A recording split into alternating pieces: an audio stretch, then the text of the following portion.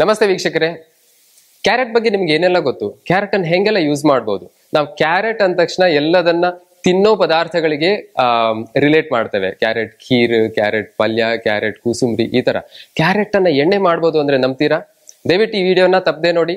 ನನ್ನ ಹೆಸರು ಡಾಕ್ಟರ್ ಅಶ್ವಥ್ ಹೆಗಡೆ, ವೇದ wellness centre, Nisargamane Sirsi. ನೀವು ನೋಡ್ತಾ ಇದ್ರೆ ನಿಸರ್ಗಮನೆ ಯೂಟ್ಯೂಬ್ ಚಾನಲ್ಗೆ ಸಬ್ಸ್ಕ್ರೈಬ್ ಆಗಿ, ವಾಟ್ಸ್ಆಪ್ ಗ್ರೂಪ್ಗೆ ಜಾಯ್ನ್ ಆಗಿ ಹೆಲ್ತ್ ಟಿಪ್ಸ್ ಸಿಗುತ್ತೆ. ಹಾಗೆ ಫ್ರೀ ಕನ್ಸಲ್ಟೇಷನ್ ಬೇಕು ಅಂದ್ರೆ ಈ ನಂಬರ್ನ ಕಾಂಟ್ಯಾಕ್ಟ್ ಮಾಡಿ.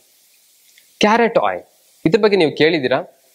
ನೋಡಿ, ಕ್ಯಾರೆಟ್ ಆಯಿಲ್ ತುಂಬಾ ಎಕ್ಸ್ಪೆನ್ಸಿವ್. ಅದನ್ನ ಹೇಗೆ ಮನೆಯಲ್ಲೇ ತಯಾರು ಮಾಡೋದು ಅನ್ನೋದನ್ನ ಇವತ್ತು ನಾವು ತಿಳ್ಕೊಳ್ಳುವ. ಸೊ ಕ್ಯಾರೆಟ್ ಆಯಿಲ್ ಮಾಡ್ಲಿಕ್ಕೆ ಏನೆಲ್ಲ ಇಂಗ್ರೀಡಿಯೆಂಟ್ ಬೇಕು?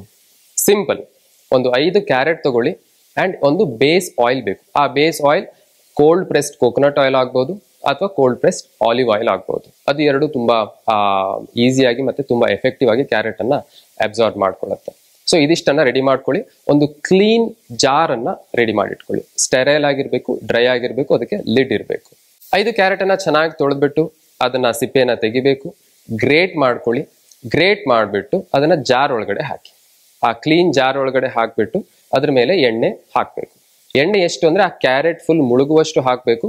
ಅದಾದ ನಂತರ ಅದನ್ನ ಲಿಡ್ ಅನ್ನ ಗಟ್ಟಿಯಾಗಿ ಕ್ಲೋಸ್ ಮಾಡಿ ಡಾರ್ಕ್ ಕತ್ತಲೆಯಲ್ಲಿ ಸ್ವಲ್ಪ ಬೆಚ್ಚಗಿರೋ ಜಾಗದಲ್ಲಿ 2 ವಾರ ಇಡಬೇಕು. ಆ 2 ವಾರದಲ್ಲಿ ಪ್ರತಿ 2 ದಿನಕ್ಕೆ ಅದನ್ನ ಶೇಕ್ ಮಾಡ್ತಾ ಇರಬೇಕು.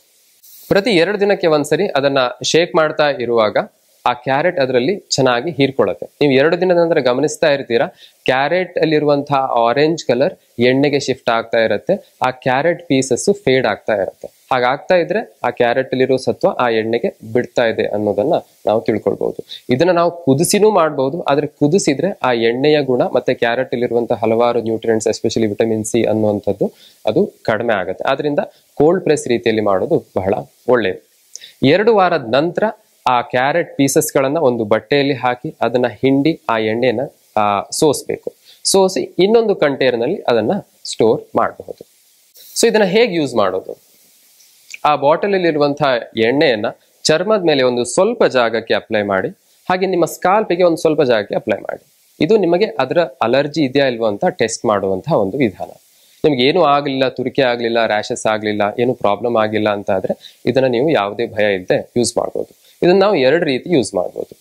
ಮೊದಲನೇದಾಗಿ ಕೂದ್ಲಿಗೆ. ಇದನ್ನ ಕೂದ್ಲಿಗೆ ಹೇಗೆ ಉಪಯೋಗಿಸ್ಬೋದು? ಒಂದು ಬೌಲಲ್ಲಿ 1 ಕಪ್ ಅಷ್ಟು ವಾಟರ್ ತಗೊಳ್ಳಿ. ಅದಕ್ಕೆ ಒಂದು 4 ಡ್ರಾಪ್ ಅಷ್ಟು ಈ ಕ್ಯಾರೆಟ್ ಆಯಿಲ್ ಅನ್ನ ಹಾಕಿ, ಹಾಗೆ 1 ಟೇಬಲ್ ಸ್ಪೂನ್ ಅಷ್ಟು ಆಪಲ್ ಸೈಡರ್ ವಿನೆಗರ್ ಅನ್ನ ಹಾಕಿ. ಇದನ್ನ ನಿಮ್ಮ ಕೂದಲಿಗೆ ಅಪ್ಲೈ ಮಾಡಿ, ಸ್ಕಾಲ್ಪಿಗೆ ಅಪ್ಲೈ ಮಾಡಿ ಒಂದು 10 ರಿಂದ 20 ನಿಮಿಷ ಬಿಟ್ಟು ಇದನ್ನ ವಾಶ್ ಮಾಡ್ಬೋದು. ನಿಮ್ಮ ಕೂದಲು ಯಾವಾಗಲೂ ತುಂಬಾ ಶೈನಿ ಆಗಿರುತ್ತೆ. ತುಂಬಾ ರಫ್ ಆಗಿದ್ರೆ ಇದಕ್ಕೆ ತುಂಬಾ ಒಳ್ಳೆಯದು. ಹಾಗಾದ್ರೆ ಇದನ್ನ ಮುಖಕ್ಕೆ ಹಚ್ಕೊಳ್ಳೋದು ಹೇಗೆ?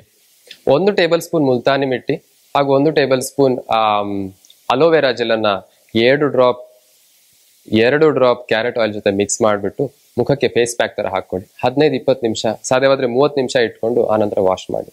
ಈ ಕ್ಯಾರೆಟ್ ಆಯಿಲ್ ಯೂಸ್ ಮಾಡಿ. ಇದು ತುಂಬಾ ಆಂಟಿ ಆಕ್ಸಿಡೆಂಟ್ ಪ್ರಾಪರ್ಟೀಸ್ ಇದೆ. ನಮ್ಮ ಸ್ಕಿನ್ ಅಲ್ಲಿರುವಂತಹ ಸ್ಕಾರ್ ಇರ್ಬೋದು, ರಿಂಕಲ್ ಇರ್ಬೋದು, ನೆರಿಗೆ ಬೀಳೋದು, ಇದನ್ನ ಕಡಿಮೆ ಮಾಡುತ್ತೆ. ಕೂದಲಿಗೂ ಬಹಳ ಒಳ್ಳೆಯದು, ಸ್ಕಿನ್ ಅನ್ನ ಶೈನ್ ಮಾಡುವಂತೆ ಮಾಡುತ್ತೆ. ಹಾಗಾದ್ರೆ ಕ್ಯಾರೆಟ್ ಆಯಿಲ್ ಯೂಸ್ ಮಾಡಿ. ನಿಮ್ಮ ಸ್ಕಿನ್ ಅಲ್ಲಿ, ಹೇರ್ ಅಲ್ಲಿ ಯಾವ ರೀತಿ ಚೇಂಜಸ್ ಆಯ್ತು ಅಂತ ನಮ್ಮ ಜೊತೆ ಶೇರ್ ಮಾಡ್ಕೊಳ್ಳಿ. ನಾನು ನಿಮ್ಮ ಡಾಕ್ಟರ್ ಅಶ್ವಥ್ ಹೆಗಡೆ. ನಮಸ್ತೆ.